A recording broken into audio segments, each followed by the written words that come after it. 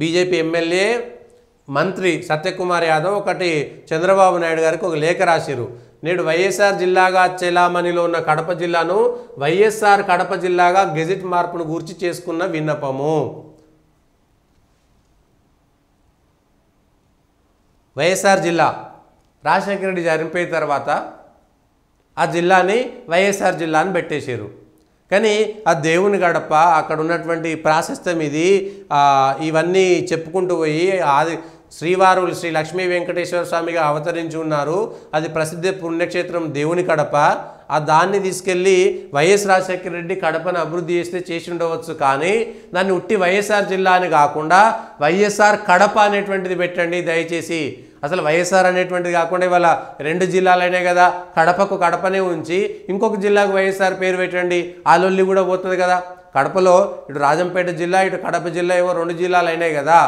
ఆ కడప జిల్లాకు కడప జిల్లా నుంచి ఇంకొక జిల్లాకు వైఎస్ఆర్ అని పెట్టండి. వైఎస్ఆర్ కడప కూడా ఎందుకు? దేవుని కడప అంటే దేవుని గడప, మళ్ళీ వైఎస్ఆర్ కడప అంటే మళ్ళీ వైఎస్ఆర్ దేవుడా? ఇగో ఇది మళ్ళీ ఇది ఒకటి సగం సగం ఎందుకు? సత్యకుమార్ గారు చేసినటువంటి విన్నపం బాగుందిలే కానీ వైఎస్ఆర్ కడప జిల్లాగా గెజెట్ మార్పు చేయాలి. పొట్టి శ్రీరాములు నెల్లూరు జిల్లా, ప్రకాశం జిల్లా ఇట్లా పేర్లు పెట్టుకున్నాం, బాగానే ఉన్నది.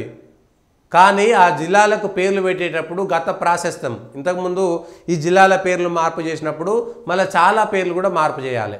చాలా పేర్లు కూడా అనేకం వస్తుంటాయి. ఇవాళ ఉత్తరప్రదేశ్లో పేర్లు మారిస్తే కూడా అనేక మంది అన్నారు.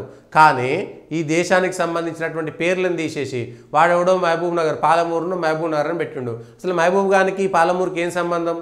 మహబూబాద్కు ఈ మానుకోట అని ఉంటుండే, మహబూబాద్ అని ఎందుకు పెట్టిరు? వానికి మానుకోటకి ఏం సంబంధం? అంటే వాడు పరిపాలన చేసిండు కాబట్టి వాని పేర్లు పెట్టుకొని అగో అదొక పెద్ద కుట్ర. నిజామాబాద్ అని పెట్టిరు, ఇందూరుకు నిజామాబాదు అని ఎందుకు వచ్చింది? నిజాంకి ఇందూరుకి ఏం సంబంధం? వాడు పరిపాలిస్తే వాడు ఇక్కడ ప్రజలను ఎంత తీవ్రంగా అవమానించినట్టు. కరీంనగరు ఎలగందులకు కరీం ఎవడు? ఈ కరీం అనేటోడు ఎవడు? ఆదిలాబాద్లో ఆదిల్ అనేటోడు ఎవడు? సికింద్రాబాద్లో సికింద్ర అనేటోడు ఎవడు? అసలు ఈ భూమికి వాళ్ళకేం సంబంధం? ఈ భూమి మీద ఈ భూమికి వాళ్ళకేం సంబంధం? దోచుకోవడానికి వచ్చినోడు వాని పేరు పెట్టుకొని పోతే మనం ఎట్లా ఒప్పుకుంటున్నాం? అందుకని మనకు నిజమైనటువంటి స్వాతంత్రం రాలేదు. స్వాతంత్రం వచ్చింది అంటే కేవలం పరిపాలన మార్పు మాత్రమేనా? ఈ పేర్లు మార్చుతుందా? మన సంస్కృతి సాంప్రదాయాలను కాపాడుకోద్దా?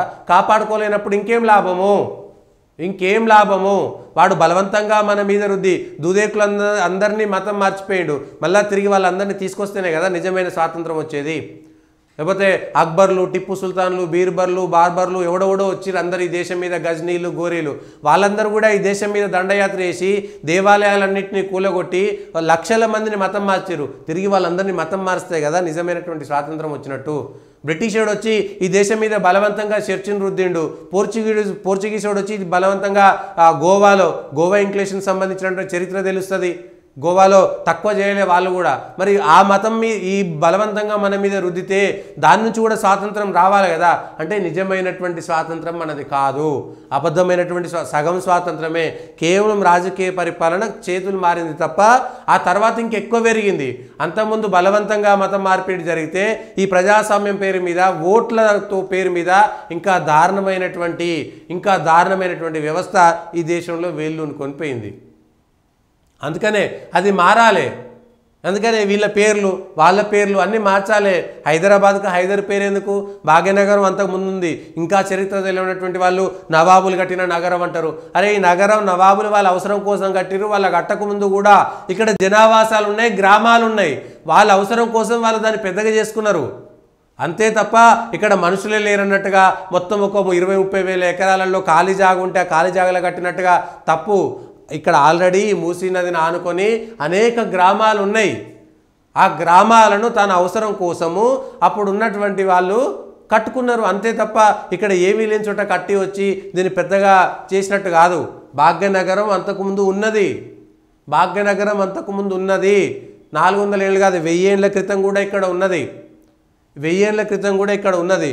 దానికి సంబంధించినటువంటి విషయం తెలియనటువంటి వాళ్ళే ఇదంతా మాట్లాడేటువంటి పని చేస్తుంటారు.